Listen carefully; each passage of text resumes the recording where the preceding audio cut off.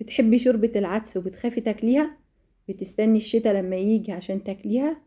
اوعدك من النهاردة لو هتجربيها بالطريقة بتاعتي عمرك ما هتندمي وعلى طول هتاكليها. الطريقة بتاعتي واخداها من ست كبيرة، وهحكيلكوا هي قالت لي. مبدئيا كده معانا مية بتغلي، وهنزل بكمية العدس اللي معايا، ودي كانت نص كيلو عدس، وتقدروا تقللوا الكمية او تزودوها زي ما انتوا عايزين.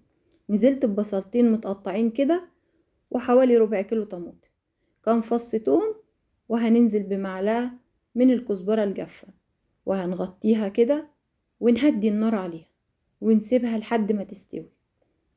ايوه كده، العدس بتاعنا بيغلي، وهنشوف كده البصل بتاعنا استوى والطماطم والعدس، يبقى كده خلاص. هنبتدي بقى نضرب كده بالهاند بلندر، وطبعا مفيش هاند بلندر، في خلاط. العدس يهدى معاكي من السخونية او الحرارة، اول ما يبرد اضربيه في الخلاط بالطريقة دي كده. عدس خفيف وسهل. نسيت اقول لكم ان انا ضفت مكعبين مرق، وطبعا اختياري، لو انتي حابة تضيفيهم ضيفيهم. انا هنا معلقة من البابريكا، والملح طبعا حسب الرغبة، معلقة زبدة، وفصين 3 توم كده في معلقة الزبدة، على نص معلقة من الكزبرة الجافة، وهنقليهم كده وهنروح منزلين عليها. وطبعا الزبدة صحية احسن من السمنة المهدرجة. انتي حابة تحطي زيت، حابة تحطي سمنة، حاجة ترجعلك انتي براحتك انتي. بس اوعدك انك هتاكلي شوربة عدس بجد جميل. طبعا اي اضافات تانية، الناس اللي بتحب الكوسة او الجزر او بتحمر شعرية وتنزل على العدس كده، طبعا دي اختيارات انتوا تقدروا تعملوها. بس انا عاوزاها شوربة عدس خفيفة تنفع معايا في الدايت. وفعلا الوصفة خدتها من ست كبيرة عندها حوالي 70 سنة، ومن ساعتها وانا ماشية بيها.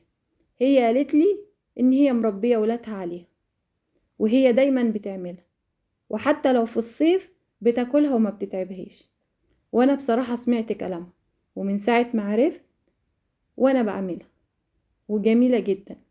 طبعا المقبلات حاجة حلوة، يعني بصل بخل وليمون، بتنجان مخلل، شوية زيتون، تقدروا تحطوا الكلام ده كله وتعملوه.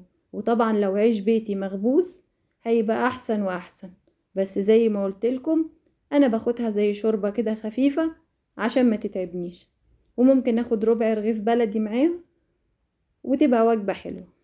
العدس صحي ومفيد ومغذي.